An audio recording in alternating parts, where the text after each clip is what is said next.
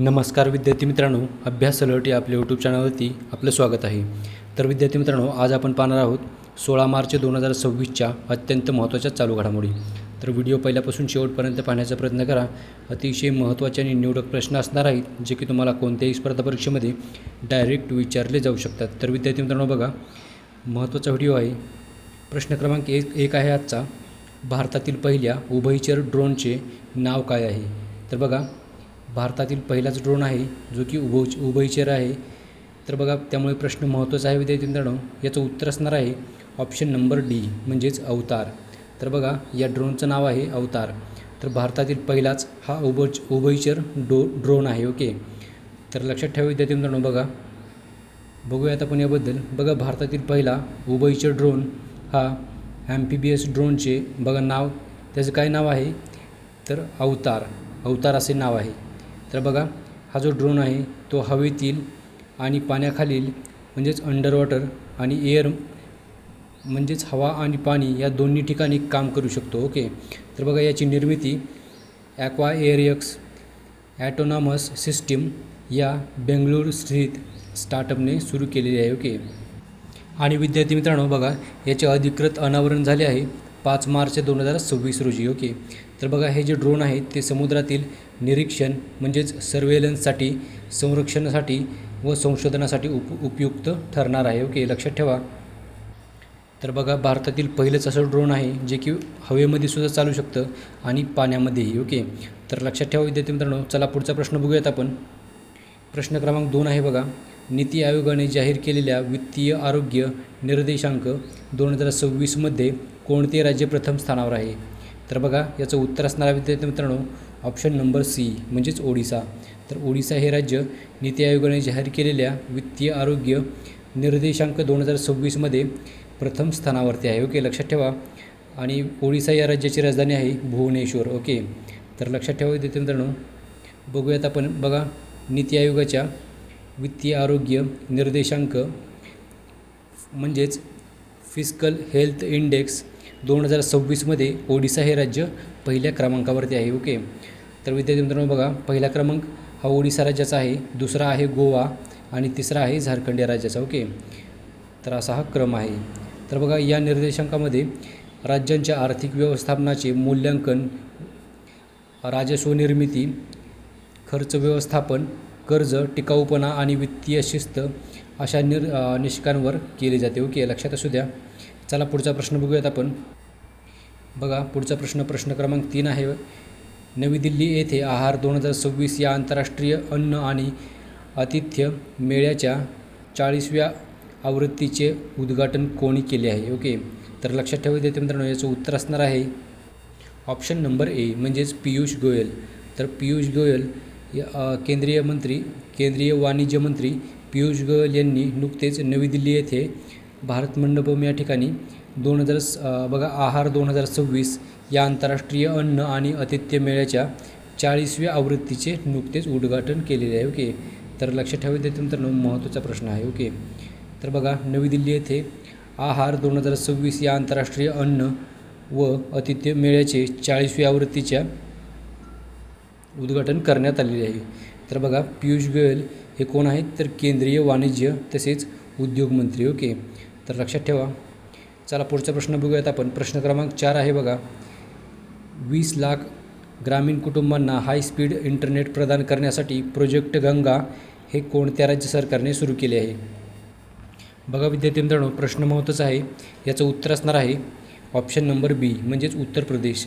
तर बघा, प्रोजेक्ट गंगा हे नुकतेच उत्तर प्रदेश या राज्य सरकारने सुरू केलेले आहे. ओके, तर बघा विद्यार्थी मित्रांनो, प्रोजेक्टचं नाव काय आहे तर बघा, प्रोजेक्ट गंगा म्हणजेच याचा अर्थ होतो government assisted network for growth and advancement. Okay, तर असा याचा लॉंग फॉर्म होतो. ओके, म्हणजे याचा अर्थ होतो. ओके, तर बघा, उत्तर प्रदेश या राज्य सरकारने नुकतेच हे चालू केलेले आहे. आणि याचे उद्दिष्ट काय असणार आहे तर सुमारे 20 लाख ग्रामीण घरांना हाय स्पीड ब्रॉडबँड इंटरनेट देणे असा याचा मुख्य उद्देश असणार आहे. आणि पुढील 2 ते 3 वर्षात हे पूर्ण करण्याचे लक्ष्य ठेवलेले आहे. ओके, तर बघा विद्यार्थी मित्रांनो, आणि बघा याचा उद्देश काय असणार आहे तर ग्रामीण भागातील डिजिटल कनेक्टिव्हिटी वाढवणे आणि रोजगार निर्माण करणे असा याचा उद्देश असणार आहे. चला पुढचा प्रश्न बघूयात आपण. प्रश्न क्रमांक 5 आहे बघा, मेटा जीवनगौरव पुरस्कार 2026ने कोणाला सन्मानित केले जाईल? तर बघा याचं उत्तर असणार आहे विद्यार्थी मित्रांनो अमोल पालेकर. ऑप्शन ए याचं उत्तर असणार आहे. तर अमोल पालेकर यांना मेटा जीवनगौरव पुरस्काराने सन्मानित करण्यात येणार आहे. ओके, तर लक्षात ठेवा विद्यार्थी मित्रांनो, बघा हा जो पुरस्कार आहे त्याचं नाव आहे Mahindra excellence in theatre awards म्हणजेच मेटा. ओके, तर बघा लाईफ टाईम अचिव्हमेंट अवॉर्ड 2026 हा त्यांना देण्यात येणार आहे. ओके, तर बघा अमोल पालेकर यांना कारण म्हणजेच हा पुरस्कार देण्यामागचे कारण काय आहे तर बघा भारतीय नाट्य आणि चित्रपट क्षेत्रामधील दीर्घकालीन योगदानासाठी त्यांना हा पुरस्कार देण्यात येणार आहे. तर बघा नुकतीच ही घोषणा मेटाच्या 21व्या आवृत्तीमध्ये नवी दिल्ली येथे करण्यात आलेली आहे. ओके, लक्षात ठेवा. चला पुढचा प्रश्न बघूयात आपण. प्रश्न क्रमांक 6 आहे बघा, इंडिया AI इम्पॅक्ट समिट 2026मध्ये विक्रम नावाचे 2 नवीन लार्ज लँग्वेज मॉडेल्स कोणी लॉन्च केले आहे? ओके, तर बघा विद्यार्थी मित्रांनो इंडिया AI इम्पॅक्ट समिट 2026मध्ये विक्रम नावाचे 2 लार्ज लँग्वेज मॉडेल कोणी लॉन्च केले आहेत असा प्रश्न आहे. तर बघा याचं उत्तर असणार आहे ऑप्शन नंबर ए म्हणजेच सर्वम AI. तर बघा सर्वम AI या बेंगलुरू स्थित स्टार्टअपने हे लॉन्च केले आहेत. ओके, लक्षात ठेवा. तर विद्यार्थी मित्रांनो बघा याचा उद्देश काय असणार आहे तर भारतीय भाषांसाठी आणि भारताच्या आर्टिफिशियल इंटेलिजन्स म्हणजेच AI परिसंस्थेसाठी स्वदेशी AI मॉडेल विकसित करणे असा याचा मुख्य उद्देश असणार आहे. ओके, तर लक्षात ठेवा विद्यार्थी मित्रांनो. पुढचा प्रश्न बघूयात आपण. प्रश्न क्रमांक 7 आहे, AI for agriculture roadmap, AI hackathon आणि ॲग्रिकोश हे कोणत्या राज्याने सुरू करण्यात आले आहेत? ओके, म्हणजेच हे कोणत्या राज्यामध्ये सुरू करण्यात आलेले आहेत? तर बघा याचं उत्तर असणार आहे राजस्थान म्हणजेच ऑप्शन नंबर डी याचं उत्तर असणार आहे. तर राजस्थान या राज्यामध्ये AI for agriculture roadmap, AI hackathon आणि ॲग्रिकोश हे सुरू करण्यात आलेले आहेत. ओके, तर बघूयात आपण विद्यार्थी मित्रांनो याबद्दल. आणि राजस्थान या राज्याची राजधानी आहे जयपूर. ओके, लक्षात ठेवा. तर बघा AI for agriculture roadmap, AI hackathon तसेच ॲग्रिकोश हे राजस्थान या राज्यामध्ये सुरू करण्यात आलेले आहेत आणि हा उपक्रम जो आहे तो जयपूर येथे सुरू करण्यात आलेला आहे. पर राजस्थानची राजधानी आहे विद्यार्थी मित्रांनो जयपूर. या कार्यक्रमामध्ये शिवराज सिंग चौहान म्हणजेच केंद्रीय मंत्री शिवराज सिंग चौहान यांनी बघा शिवराज सिंग चौहान हे कृषी मंत्री आहेत, केंद्रीय कृषी मंत्री, आणि त्यांनीच भजनलाल शर्मा म्हणजेच त्यांच्यासोबत भजनलाल शर्मा यांनी उपस्थित होते. ओके, या कार्यक्रमाला. तर बघा विद्यार्थी मित्रांनो आणि या उपक्रमाचं उद्दिष्ट काय असणार आहे तर उद्दिष्ट आहे कृषी क्षेत्रात आर्टिफिशियल इंटेलिजन्सचा वापर करून वाढवणे म्हणजेच आर्टिफिशियल इंटेलिजन्सचा कृषी क्षेत्रामध्ये वापर वाढवणे तसेच शेतकऱ्यांना डिजिटल तंत्रज्ञानाचा फायदा देणे. ओके, असा याचा मुख्य उद्देश असणार आहे. चल प्रश्न क्रमांक 8 बघूयात आपण विद्यार्थी मित्रांनो. नुकतेच 100 वर्षे पूर्ण झालेल्या ओल चिकी लिपी कोणत्या भाषेशी संबंधित आहे? ओके, तर लक्षात ठेवा विद्यार्थी मित्रांनो ओल चिकी ही एक लिपीचं नाव आहे. ओके, म्हणजेच लँग्वेजचं नाव आहे. ओके, तर बघा याचं उत्तर असणार आहे ऑप्शन नंबर बी संथाली. तर संथाली या भाषेशी संबंधित आहे. ओके, ओल चिकी लिपी. तर नुकतेच या भाषेला 100 वर्षे पूर्ण झालेली आहेत. तर बघूयात आपण विद्यार्थी मित्रांनो बघा नुकतेच 100 वर्षे पूर्ण झालेली ओल चिकी लिपी ही संथाली भाषेशी संबंधित आहे. आणि ओल चिकी लिपी ही कोणी लिहिली आहे तर बघा पंडित रघुनाथ मुर्मू यांनी 1925 या साली ही तयार केलेली आहे. तर बघा ही जी लिपी आहे ती संथाली म्हणजेच संताल आदिवासी समाजाच्या संथाली भाषेसाठी विकसित करण्यात आलेली आहे. ओके, तर लक्षात ठेवा. चला पुढचा प्रश्न बघूयात आपण.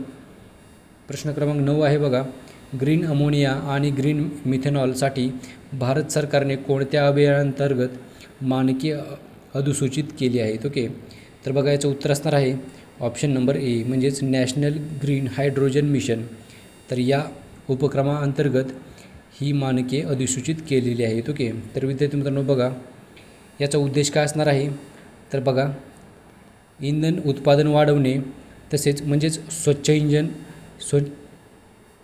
स्वच्छ इंधन उत्पादन वाढवणे आणि डिकार्बोनायझेशनला प्रोत्साहन देणे असा याचा मुख्य उद्देश असणार आहे.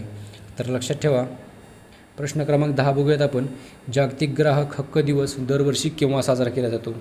तर बघा, याचं उत्तर असणार आहे विद्यार्थी मित्रांनो ऑप्शन नंबर ए म्हणजेच 15 मार्च. तर दरवर्षी आपण 15 मार्च रोजी जागतिक ग्राहक हक्क दिवस साजरा करतो. ओके, लक्षात ठेवा, महत्त्वाचा प्रश्न आहे विद्यार्थी मित्रांनो. ओके, तर बघा, जागतिक ग्राहक हक्क दिवस म्हणजेच वर्ल्ड कंझ्युमर राईट डे, तर बघा, हा दरवर्षी आपण 15 मार्च रोजी साजरा करतो. आणि याचा उद्देश काय आहे हा दिवस साजरा करण्यामागे? तर बघा, ग्राहकांच्या हक्काबद्दल जागरूकता निर्माण करणे, तसेच सुरक्षित व न्याय व्यापाराला प्रोत्साहन देणे, तसेच ग्राहकांचे संरक्षण मजबूत करणे असा याचा मुख्य उद्देश आहे.